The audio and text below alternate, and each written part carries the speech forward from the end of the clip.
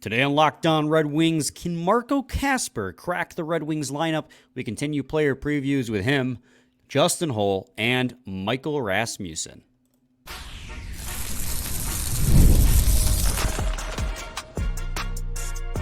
You're Locked On Red Wings, your daily podcast on the Detroit Red Wings. Part of the Locked On Podcast Network, your team every day.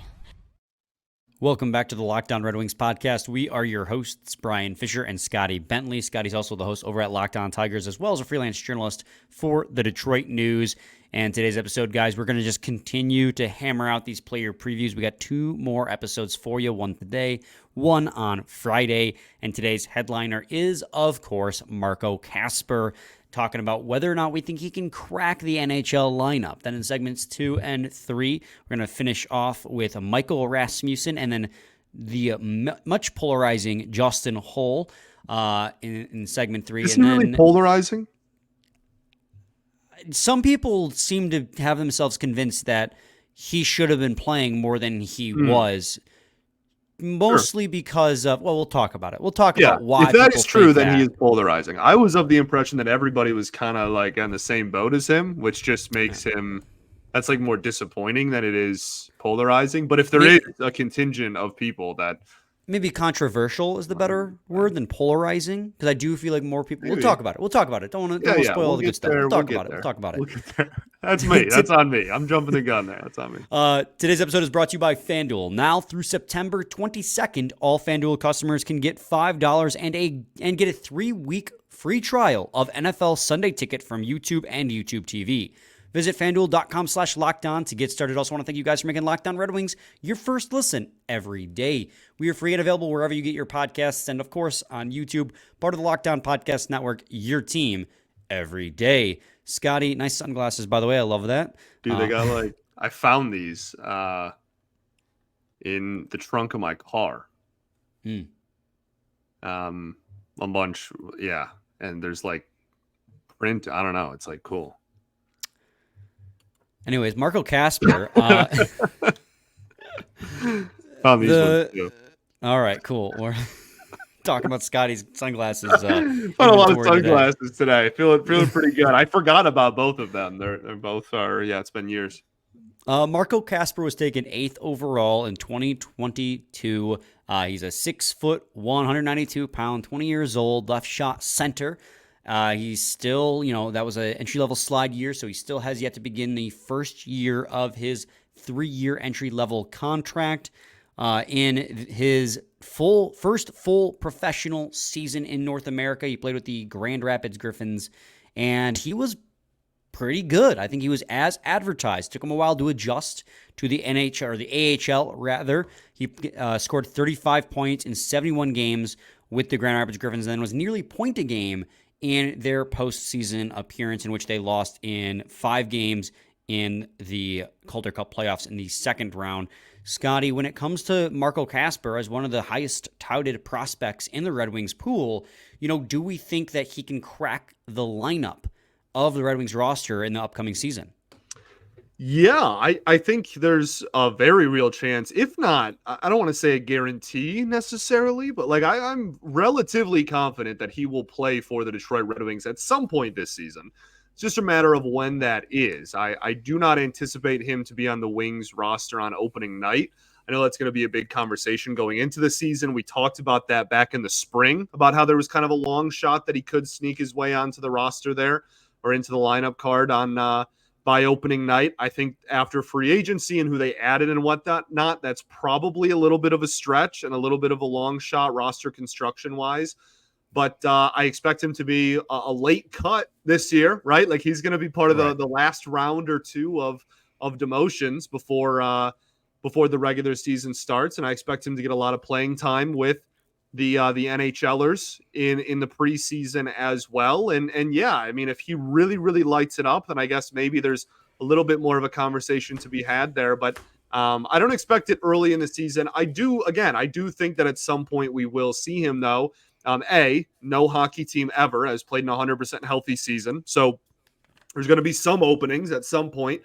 on the forward group. And he's a guy that, I think you brought up a great point earlier this week where you had talked about, I know. Uh, Earlier this week when you had mentioned, how a lot of times with guys with this profile, to acclimate them to the NHL level, they'll move them to the wing and not just put them straight into the fire at center. And I feel like he's kind of a guy where if a prevalent player in the top 6 goes down, it's almost a when rather than an if at some point in the season, right? You are going to have an opening, and you can slide some people up and put Marco Kasper at a wing if you still need to, and get him some experience on like the second or third line, and kind of acclimate him that way. So I'm excited to see what he does in Grand Rapids at the start of the year. I kind of expect him to dominate, which is what I think we should all expect of him. And I think at some point this year he is playing in a winged wheel. It's just a matter of if that's 20 games for injury replacement, or if that's like true promotion. He's been crushing it, and he's now in the middle 6 and playing 60 games here. Yeah, I mean, personally, I wouldn't rule out him making the roster out of camp, right? Because I do think that he has a high enough of a ceiling, and he played really well in his first pro season in the American Hockey League. I think that there is a possibility that he beats somebody out for a roster spot. Sure. Do I think it's a high possibility? No. I would definitely lean more towards what you're saying, where at the start of the season, I expect him to be in the AHL, and I think the biggest reason for that is because that's just where, with a guy of Marco Kasper's caliber, like where he was drafted, that's probably where he's best served to get the best quality of minutes, right? I mean, we'll have this conversation probably on Friday regarding Carter Mazur, but like it's that conversation of if he comes to the NHL, are the minutes that you want him to play available to him. And I think Marco Kasper probably projects more towards a middle 6 role, so like second or third line, rather than where like Nate Danielson we're probably a little higher on, probably thinking top 6 for him. And yeah, he can play wing before transitioning over to center, like you were saying. But I think that like when it comes to how this roster is constructed, like they have 23 men on this roster right now. If they can move a guy off defense or goaltending, which I think that it feels like they've got to, because they're only carrying 12 forwards at this point. And like, yes, we've talked about it. We know Derek Lalonde likes to run 11-7, so it's not infeasible that he runs 11-7 more often and have the 12th man scratch, or just run 12 forwards in general to carry 18-3 goalies. However, that's still really weird, even if you have a head coach that likes 11-7. That's still a bizarre distribution of players per position. So if they're able to move a extra defenseman or an extra goalie off of the NHL roster to open up to carry a 13th forward, I could absolutely see Marco Kasper securing that spot, but that's only if they see him as an everyday player in that middle 6 and it bumps somebody else into that 13th forward role, like your Tyler Mott or your Christian Fischer. Not that I'm advocating for that. We love Christian Fischer, but guys who are a little bit further down the depth chart.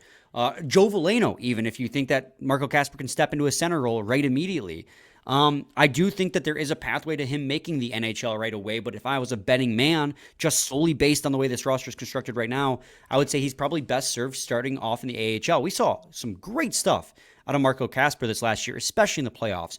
Just like everyone else on the team, it was kind of a slow start, right? The Grand Rapids Griffins weren't that good the first couple months in the season, then December hit. And just like Carter Mazur, just like the rest of the team, Marco Kasper came alive, and he had 35 points by the end of the year and 14 goals. And he's obviously, we already know he's a two-way forward. Steve Yzerman and two-way forward kind of go hand in hand when it comes to draft picks. So he's great defensively. He's not afraid. We saw it in those games. He's not afraid to get physical. There's always this huge stereotype around European players that they're all skill and no grit. Marco Kasper has quite a bit of grit with his play style. He's not afraid to get to the dirty areas. He's not afraid to crash the net. He's got a really good shot as well. And he's not that he's a 6th overall pick, so there is a good amount of skill there as well. Marco Kasper has the tools to be a really good, complete middle 6 forward at the NHL level. And I do think at some point this season, he sees NHL minutes. I really do. I just don't know if it's at the start of the season. So I think for him, my prediction for him is to play majority of his time in the Grand Rapids organization and then be a call up with if there's a long-term injury, not like and like you can still call him up for a game or two here or there because he's waiver exempt. You can just send him up and down as is right now. But like I think if they're going to want to expose him to the NHL, it's going to be if they have an opportunity in a longer-term capacity rather than just short stints here and there and keep plucking him out of Grand Rapids. For sure. Yeah, no, they're not going to call him up to play fourth line, and sometimes like he's not going to get called up to be the 13th forward. Like if he gets called up, it's going to be to have a prominent role because they have playing time allocated for him long term for sure. Right. So we're kind of on lockstep on that, right? Or just I would say probably starts I think, in the AHL, but could earn his way to the NHL throughout the season. For sure. Yeah, I think that I do fully expect him to play in Detroit at some point. It's just, again, a matter of when and what causes that. Yeah. And again, I'm not ruling out that he could earn his way onto the roster out of training camp, but it would just take some surgery on how this roster is constructed as of right now. For sure. Scotty, let's do a quick break, and when we return, we'll talk about Michael Rasmussen, somebody who I was really high on going into the season. Let's see if I maintain that feeling. Brian and Michael Rasmussen, baby. This is. I'm not going to talk much here. This is going to be a big Brian segment coming up. We'll see. We'll see. Segment 2 of Locked On Red Wings coming up. We're driven by the search for better, but when it comes to hiring, the best way to search for a candidate isn't to search at all. Don't search, match with Indeed. If you need to hire, you need Indeed. Indeed is your matching and hiring platform with over 350 million global monthly visitors, according to Indeed data, and a matching engine that helps you find quality candidates fast. Ditch the busy work. Use Indeed for scheduling, screening, and messaging so you can connect with candidates faster. And Indeed doesn't just help you hire faster. Over 93% of employers agree Indeed delivers the highest quality matches compared to other job sites as well, according to a recent Indeed survey. Leveraging over 150 million qualifications and preferences every day, Indeed's matching engine is constantly learning from your preferences, so the more you use Indeed, the better it gets. So join more than 3.5 million businesses worldwide that use Indeed to hire great talent fast. And listeners of this show will get a $75 sponsored job credit to get your jobs more visibility at Indeed.com/lockedon. Just go to Indeed.com/lockedon right now and show your support for our show by saying you heard about Indeed on this podcast. Indeed.com/lockedon. Terms and conditions apply. Need to hire? You need Indeed. Indeed you do. From the backstage. Segment 2, Locked On Red Wings podcast. Scotty, Michael Rasmussen, and I teased it going into the break there, is somebody that at the end of the 21-22 season and going into this last year, it would be the 22-23 season and going into this last season, the 23-24 season, I was very high on. We saw Michael Rasmussen late in the 22-23 season really begin to come into his own and become kind of a versatile utility winger that could be used anywhere in the lineup and can take take faceoffs. We see him take faceoffs in overtime still because he's a good faceoff player as well as great on the penalty kill. He was a guy who I started to really convince myself could play I won't say significant role as a part of this core because I knew he was never going to be like a 50-point guy. But half point per game, I was flirting with the idea that he could get there.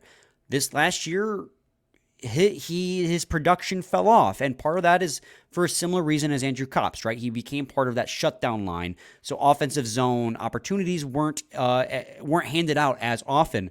But even without that, like long droughts where he just wasn't scoring. So when it comes to Michael Rasmussen and where we think that he is going to be, a former first-round pick, right, taken 9th overall by Ken Holland back in 2017, what do we think his role or fit is on this roster this year and kind of going forward? You know, it's a fantastic question. I think I'm pretty much in the camp that he is what he is. Like, I don't think... I'm not going into seasons anymore going, wow, like it'd be really cool if Rasmussen took a big step forward, or like, oh, can we predict or try to, and anticipate another big step, or is he going to take a step? Like I think he pretty much is what he is. Like he's going to give you good, solid defense and neutral zone play out of a forward. And he can be a contributor, like you said, on like a defense first line. He obviously can do a lot in the faceoff circle, as you also already said. But I think the days of me, at least, trying to go into a season and do like the mental gymnastics to be like, oh, like could he score more points this year, is like pretty much over. Like and there's nothing wrong with that. Like I like Rasmussen. I like him on this team. I like the role that he played last year. I have zero issue with it. I'm not trying to make this come across as negative. It's just like again, like I feel like for so many years we were like, oh, like is there room to grow? Is there like no? I think he is what he is, and I think we saw what he was last year. Yeah, I mean, Michael Rasmussen is a really interesting case. Because while I'm not as high on like him becoming some like a half point per game player, it's not that he was that far off that pace this last year. He set a career high in points this last year with 33 points in 75 games. The year before that, he was on pace to have 42 points, be a half point per game before his ended up being a season-ending injury. And then this year, like he signed a brand new 4-year deal, $3.2 million. Because his role kind of, I think, got solidified. So while I'm not coming in this season like he's got room to grow, I do agree with you. I think he is what he is, and I think that while I will always say that taking Michael Rasmussen at 9th overall in 2017 is absolutely a reach, he has developed into a very steady player at the NHL level. He is exactly as I described it at the start of the segment. He is a utility player. You can put him anywhere in the bottom 9. Like I don't think he's ever going to be a top line player, but you can put him on the second line and he'll hold his own. He's probably most comfortable on the third and the fourth line as a big winger who goes to the net and crashes. When he remembers to use his size, he's really effective at it. That was a big problem with him early in his career. At 6'6", right, he would struggle to use his size, kind of the Jonathan Ericsson dilemma. But like when he uses that size, he's really effective in doing so. I think that he is exactly what he is. He's like a 35-point player in the bottom 6 who's fantastic at killing penalties, because let's not forget that. He is fantastic at killing penalties. I believe amongst forwards, he was 4th in total time on the ice on the penalty kill this last year. So he was only behind JT Compher, Andrew Kopp. Yeah, that was it. Just behind JT Compher and Andrew Kopp when it comes to time on the ice and the penalty kill. Like he is a solid bottom 6 winger who's good for 30-plus points. And mind you, too, he got those 30-plus points while getting the most defensive zone starts versus offensive zone starts of any player on the Red Wings, not counting the 3 games that Jonathan Berggren played, 12 games, but you know what I'm saying. Michael Rasmussen in 75 games played had a defensive zone deployment of 60% versus the offensive zone, because that doesn't count neutral zone when you have that percentage. So defensive versus offensive zone, only 40% of the time was he deployed in the offensive zone, and that was the most defensive zone deployments out of any forward on the Detroit Red Wings roster. That's insane. And with that, he still scored over 30 points without getting power play time. So he is a very effective bottom 6 winger who's going to be able to take center on penalty kill if you have to win a faceoff. He's just not going to score you a lot of goals. But let's not act and pretend like he's not worth the money he's getting paid. The fact that you're only paying him $3.2 million to score 35 points and be a lockdown player, lockdown forward on your penalty kill, and he can get those 35 points with all of those defensive zone starts is honestly kind of impressive. So yes, Scotty, I still love Michael Rasmussen. I just don't think he's going to be top line Michael Rasmussen like I was saying last year. I think he is a very important role player on this team who can play anywhere in the lineup if you need be in a pinch, and is going to be effective in that role. Yeah, I agree. I mean, we remember the conversation that people had 2 years ago, or after 2 seasons ago, where in media day it came out and every player was like, "Yeah, we really wanted to play with Rasmussen, right? Like he's just a guy that you can put all up and down the lineup card." And yeah, those are really valuable to have, and I completely agree he's worth the money, right? Like nobody's going to say that he's been 9th overall pick in a draft good, but he certainly has been, and I think will continue to be worth the contract he's getting paid. And in a salary cap sport, that's all that matters. Yeah, I mean, I think that he is just worth what he's getting paid. I will always say that was a reach to draft Michael Rasmussen there at 9th. Ken Holland special. Oh, fun fact, totally off topic. Did you know that the Edmonton Oilers already no longer have any Ken Holland draft picks on their roster? That is awesome. The 2 RFAs that just signed with St. Louis, no longer. That's awesome. He's been gone for 2 months, and there's already no Ken Holland draft picks on that roster. That's incredible. Fantastic. Ken Holland special, everyone. So I just, there's nothing else really to say about Michael Rasmussen. He is what he is, and he's good in that role. I like him a lot. I think he's going to continue to be a shutdown forward for us. I agree. Cool. We'll head to segment 3, and then we'll talk about Justin Holl and whether or not he'll even see the ice in the 24-25 season. So stay tuned for that. Segment 3 of Locked On Red Wings. Got to talk to you guys today about FanDuel. You heard us talk a lot about that FanDuel here on Locked On Red Wings. They're America's #1 sports book. Well, we have something a little different for you. Now, through September 22nd, all FanDuel customers can bet $5 and get a 3-week trial of NFL Sunday Ticket from YouTube and YouTube TV. Then, with a YouTube TV base plan, you'll be able to watch every single regular season Sunday afternoon out-of-market game. All you need to do is create a Google account and a current form of payment, and you can cancel at any time. Visit FanDuel.com/lockedon to download America's #1 sportsbook. Segment 3, Locked On Red Wings podcast. All right, Justin Holl. I can't believe we're even previewing Justin Holl because you and I were so set on the fact that a guy who is getting paid, he's going into his second year, making $3.4 million.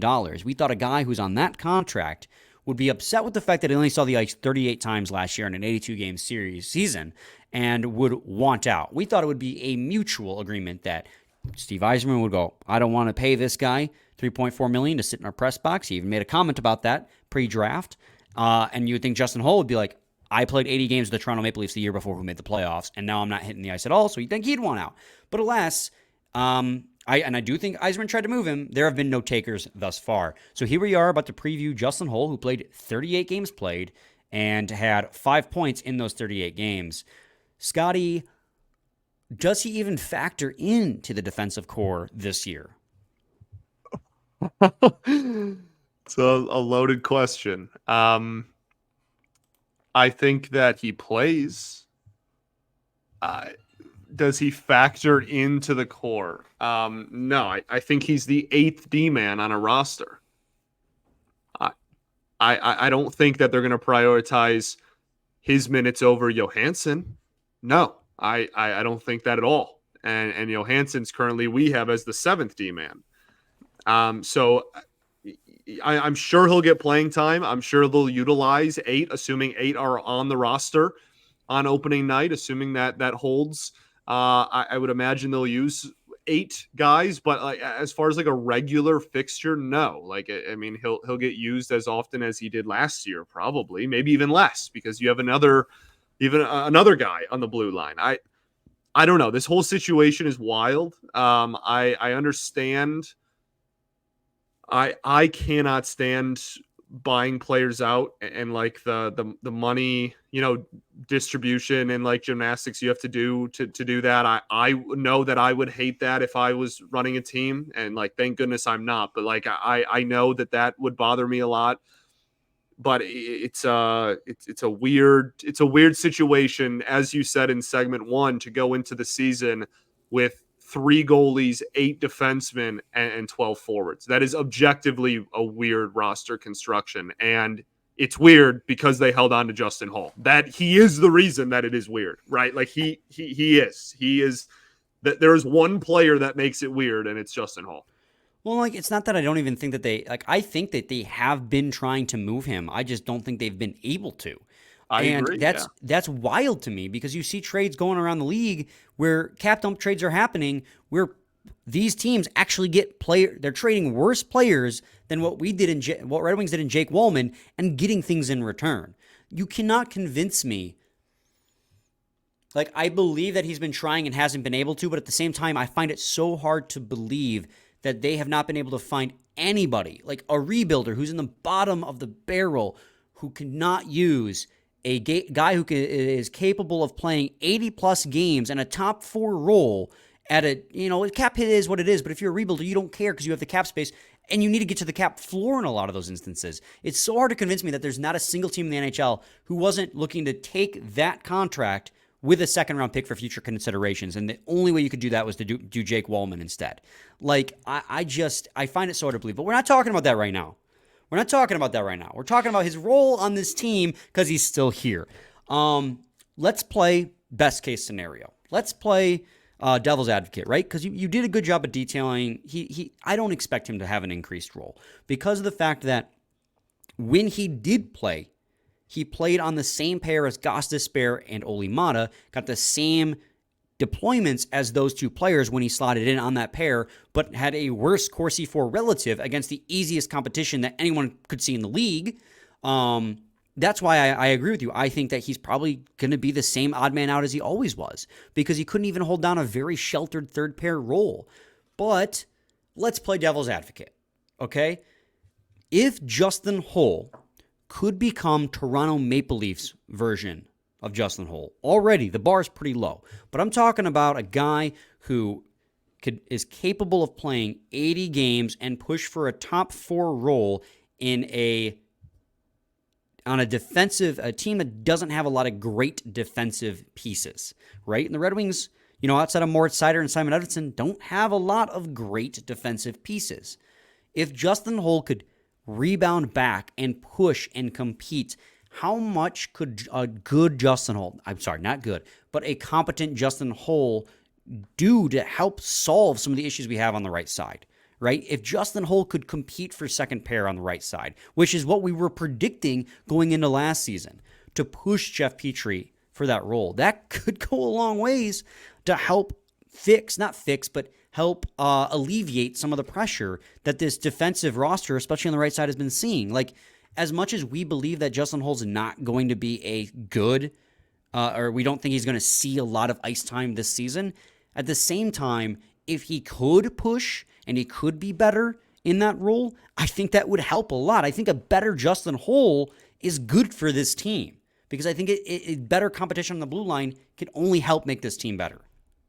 For sure. Yeah, absolutely. I mean, adding to that, if he played well enough to solidify himself in the top 6, then at least one player is getting traded at the deadline, no matter what. No matter if the Wings are the best team in hockey or the worst team in hockey. I don't care if they're buying or selling. Somebody would get moved at the deadline then because they actually have some flexibility and they'd have some players who they could offload and try to do some stuff that way. So that would be fantastic. That would obviously be great. That is best case scenario would be he would, play himself up into that role. It's just what are the odds of that happening? It's not. I'm just saying us rooting for him to fail is not helping anything, right? I don't think I hope I've never rooted for him to fail. He's wearing a wing wheel. I want him to be great. We want him to succeed. So, while our realistic expectations is just he's going to continue to be the odd man out on the defensive core, because of what you're paying him, because he's still on the team, I want this guy, and I need him to be better. And I'm looking at a best case scenario where he helps push and compete on the right side to help make everyone better by being a threat to make the lineup on every day, because he should be an everyday player on this team. You're paying him to be an everyday player. So I'm rooting for Justin Holl to succeed because his success is the team's success. I just realistically don't see it. I agree. All right. Long rant over. No, I think you covered everything. All right.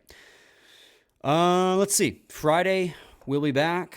We'll talk about who's left. We got Nate Danielson, probably Sebastian Cossa, Carter Mazur, and we can throw William Lagesson in there. He's technically on an NHL contract. So we'll get into that. We'll talk about the top prospects as well as some fringe players on the final player preview episode. So stay tuned for that. Oh, final thoughts? We will. Same time, same place. It's your team every day.